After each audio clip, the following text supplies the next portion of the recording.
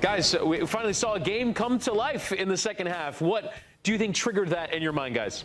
Yeah, it's pretty amazing that it was 0-0 at halftime, and then we got the 5 goals. Not surprising for the result, because I think a lot of us thought Switzerland would win and they could win big, but the manner in which it happened, and it really was the substitutions that made a huge difference. We kept saying in the final third, Switzerland were lacking the idea, lacking the composure, lacking the creation. Manzambi comes in 20 years old. So many expectations around this kid. Many thought maybe he could start for them.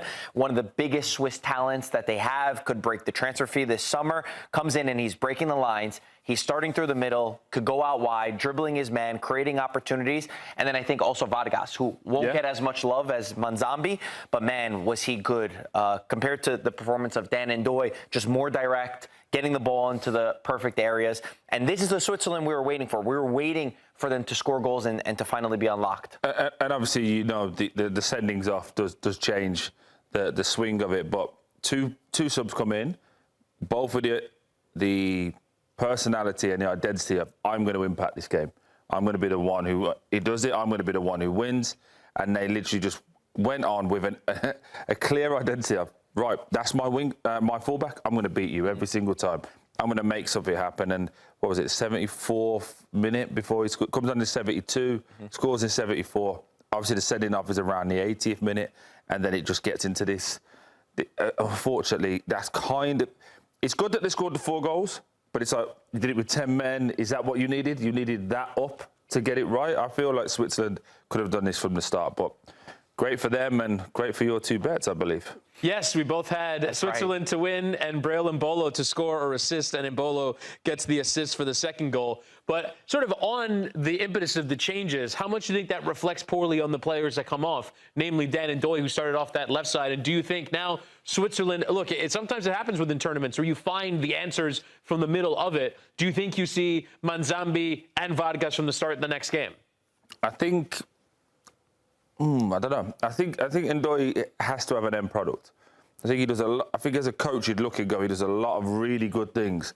But those vitally important ones, the goals, the assists, the ones that keep you in a team, he's just not doing it. And a lot of his shots, especially today, were like, when he needs to lace it and put real power in it, he's trying to pass it and guide it. And then when he's tried a shot from the edge of the area, like 25 yards out. He's tried guys in front of him. Exactly. He's trying to pass it through 3. There's another one. He runs into the box. He's got 2 men up because they've just had transition. You back him into the box. You're like, okay, show me a little bit of skill because they can't touch you. He takes the easy option, tries to shoot through. He's been really disappointing. And then, in true Ndoye fashion, hits the overhead kick, and you're like, where did that come from? So he has the ability there, and that must be so frustrating, not only for the coach but for his teammates, because it's like, I guarantee you, without watching the training, he's one of the best trainers because he'll do all these things, and he has the ability to do it. But in games is where it only matters. I've played with so many players that when they was in training, you're like, wow, you have the ability to go and play for whatever. Put them in a match, it's like, where's 2 different people? And I just need to see that Ndoye turn up because it's been 2 years now, and we're not seeing it consistently. And those players, unfortunately, there's so many of them that turn up, they go great, all this expectation, and you've got 2 young kids now who are coming into the pitch going, my turn, let me show you. And I feel like there's so many tournaments that we could reference, teams that go on and go deep in tournaments where something special happens off the bench. And the guy who is the starter, who's in the coach's plans, it ends up going out of favor. And I think they're in a perfect position now because they're going to play in their last match against Canada, where they'll pretty much be in control of their destiny, right? If they win that, they could top the group. And I think it's hard to keep somebody like Manzambi on the bench after what he did, because of the impact he had, the energy that he brought to the team. This was a Swiss team that had a fantastic qualifying campaign. Only England had a better defensive record than them. So they can stay compact defensively. I know you like that one. They could stay compact defensively. They had 8 different goal scorers. They could get goals from everywhere. It was just waiting for that moment in the final third to be there.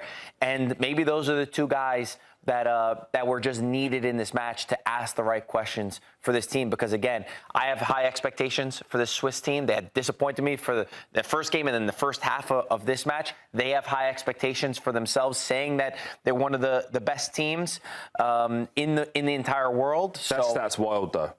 You know, since '94, we've talked to the players that they've had over the course of their time since '94, and this is the first time they've scored 4 goals. I think that's a bit of a disappointing stat for Switzerland, but they'll be happy.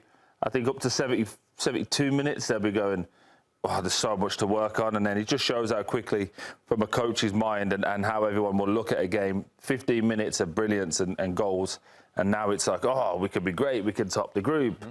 I wonder now the problems are who's going to start next week as opposed to how do we get the goals. So it's a good result. I still think the performance leaves question marks personally.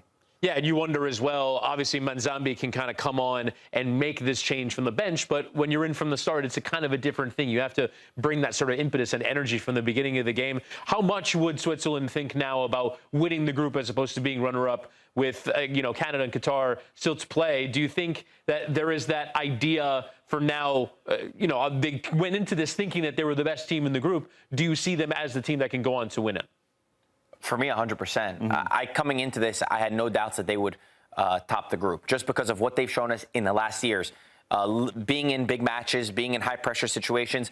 The result against Qatar was a disappointing one where they created a lot, they didn't score. I think they'll have so much confidence going up against Canada. And we know with Canada, they like to press, they like to stay high up. I think Switzerland has a lot of ball-playing defenders that can build out of that pressure. And then they have this speed and they have a lot of depth as well now, since we're saying that there's question marks on who could start, who needs to be on the bench. For me, it's all in Switzerland's hands. They got over the hump now, and it could be smooth sailing. How much are they wanting that Qatar game back now?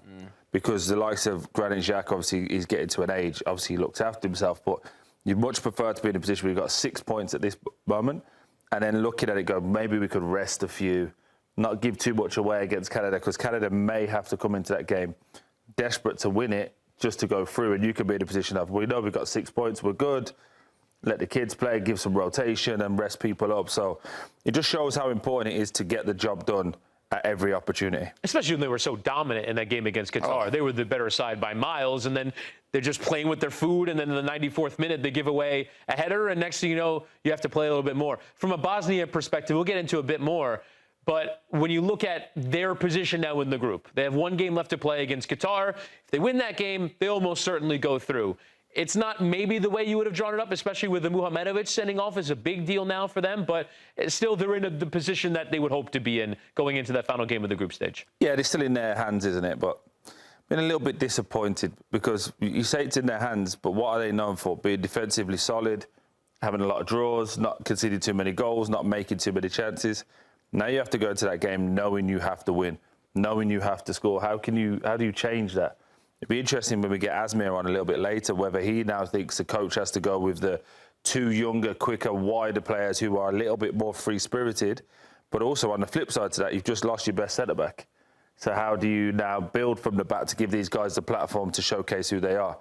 It'd be really interesting now for Bosnia and what they want to do. I think it's going to be a difficult game for them because it's everything they don't like to do. My mind went the same place. Does he go in this match against Qatar with Aljabegovic and Bajraktarovic, right? Because we said before this game, all right, you're playing Switzerland, you're playing a difficult team. Let's be a little bit more conservative. Let's see what we get with these crosses in the box to Edin Dzeko. But I think if you told any Bosnian at the start of the World Cup, you'll have 1 point going into the 3rd game against Qatar, right? You win, you're going to have at 4 points. I think anyone would have taken it against the host nation, Canada, and then against a Switzerland team that, again, we look at their history and what they've done in recent competitions, knocking out the big dogs. I think they're not in a bad position.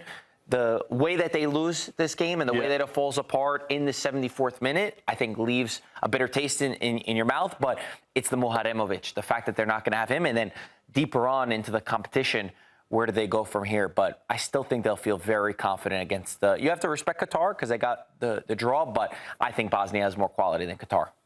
On Muharemović, because you track him a fair bit, given that not only is he playing currently for Sassuolo, but he's one of these players that gets a fair bit of praise as a young and up-and-coming center back to maybe go on to one of the bigger clubs. I saw Inter have been quite significantly linked with him. Does that, obviously, it's sort of the one moment on a big stage where he gets sent off and he gets beaten behind by Embolo. Does it give you any worries about him? No, I still think that watching him 1 game here, but I've watched him for 38 for an entire season with Sassuolo, and and seeing his development from Juventus to then go to Sassuolo. And as you mentioned, Inter has been interested in him. All the big teams want to try to get him.